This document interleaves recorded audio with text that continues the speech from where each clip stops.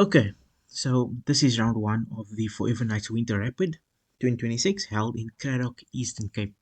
I have the white pieces, board one, and I saw the game off with d4. I could have played many different moves. I could have played knight f3, e4, or even c4. But I decided, okay, I'm just going to play something I know in the first round. So d4, knight f6. Now my opponent has a few options. They can either play the King's Indian, the Nimzo, or Grunfeld. But I go knight f3, g6. Now we're looking at King's Indian or Grunfeld, bishop f4 London system, bishop g7, c3, d6, and now we're on King's Indian defense territory. Knight bd2, I go for this unorthodox London system. Still a London, but it's quite unorthodox. Castles as the camera frames out. And e4, I take control of the center. Now there's so much options. There's rook e8. Is my mouse working? Rook e8. There's knight h5. Sometimes even e5, but that would be a mistake here. c5. And my opponent goes for c5 in this position. And I spend a bit of time because, as you can see by the arrows, I could have played bishop e2, bishop d3, or even h3. But I decided, okay, let me just play the simple bishop e2. My opponent goes knight bd7 with the intention of possibly playing e5 in the future after rook e1, but I go with my plan of castling, and I could go rook e1, bishop bishop f1, followed by h3 next. Okay, so my opponent goes knight h5, attacking my bishop, and I have two options. I can either go bishop g5, which leads to a long sequence after h6, bishop h4, g5, bishop g3, and I don't really like this position.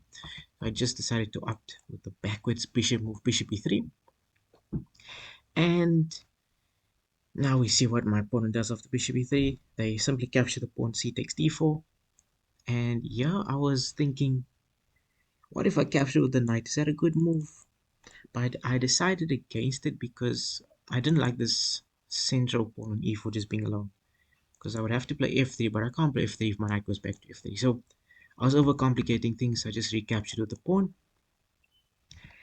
And my opponent broke in the center. Not really breaking, but just played e5.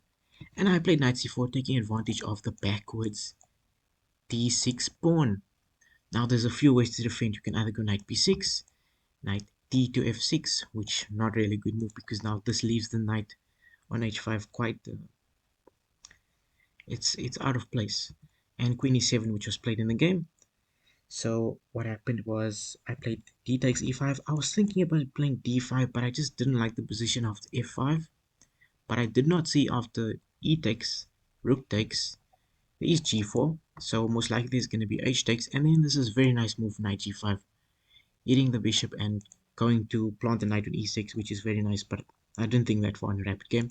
After d takes, I played queen d2, look with the idea of doubling up with a nice queen rook battery, and keeping an eye on bishop, playing bishop h6 followed by take knight g5, queen h6, something like that, and just adding some protection to the f4 square.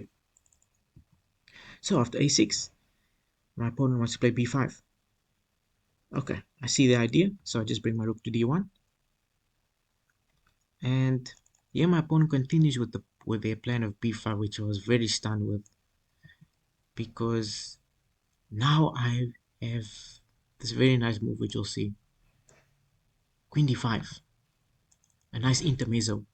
Because if they capture the knight, I win the rook and I win an exchange. c4 pawn is weak, and I'm winning this position. I could have played queen d6, but I didn't see a nice continuation after queen takes, knight takes, even though this looks very nice. I underestimated how strong this move was. But after queen b8, my opponent simply moved the rook to b8. And yeah, I thought about many options. Queen d6. Do I go bishop a7? Computer suggests queen d6, which I did not understand at the time because I'm giving up a powerful piece for no reason, and I'm the one attacking. But anyways, I went knight d6, hitting the bishop with the intention of knight takes, rook takes, and the knight will be hanging. But my opponent played this very nice move, knight b6, which I did not see in my calculation. So I had to spend a bit of time, and then I simply played knight takes c8. But I could have played queen c6, which is a very nice move. After bishop d7, queen c7, I pin the queen I pin the bishop to the queen, and they can't really defend or attack. My queen's not trapped because I just take the rook here. something I really missed in the position. But I thought after knight takes, that my opponent will capture my queen. I capture their knight takes, and then bishop c5, and I'm much better in this position. However, my opponent played this nice move, rook takes, and I was forced to retreat to b3, and they brought their knight back, and I just defended my pawn on e4, which they were attacking after returning the knight to f6. My opponent hopped the knight into c4, attacking my bishop and just taking so much control. So I said, oh, it's time to go. And yeah, they recaptured with the rook, but could have taken with the pawn, and they would see me playing queen c2. However, I missed this move, queen b7, and it's a double attack, and I have to take here. Complications everywhere. So after rook takes c4, I played knight e2, hitting the rook, defending the pawn on e4. Now my pawn has to retreat the rook. I don't see any other move. An exchange sacrifice would not work in this position. So rook c6. After rook c6, I was thinking, what can I do? I don't want to play rook c1. So I'll just play f3. I'll improve my pawn structure. Now I got a nice connect 3 here with g2, f3, e4. My opponent doubles up. Very nice move. Nothing I could really do about it. And I'm thinking this square looks very nice on d5. So I'm going to take my knight there. I go knight b1 with the intention of knight c3 to d5. And maybe if the knight stays on f6 straight off, I can double up myself. So my opponent decides, okay, their knight's placement is also not that good, and they retreat to d7. Very nice move, going to c5. I go knight c3 with the intention of going to d5, and they go knight c5. And I'm thinking, this is a nice diagonal. Very nice. Very, very nice diagonal. And my queen's attacking. My queen's attacked. I don't want to really go to c2, so I just go to queen a3. Go through to the a3 square, and now I'm just taking advantage of the pin. So the knight can't move, and my opponent simply moves the queen out of the way.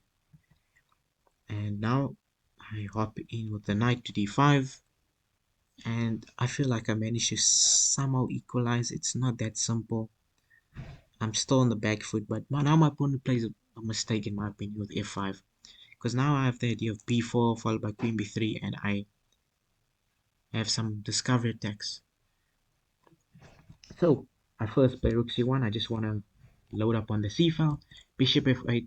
My opponent's also setting up some discovery, and I play b4, hitting the knight. Now, now I was thinking about knight a4, and then I'll play queen b3, and I'll take advantage of the pin somehow. However, my opponent very quickly played the move knight d3, a huge blunder. It's simply a whole piece.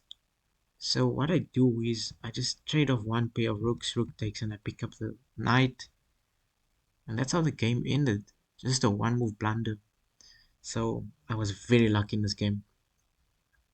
Not the way I wanted to win, but I'll take it. I will take it with both hands.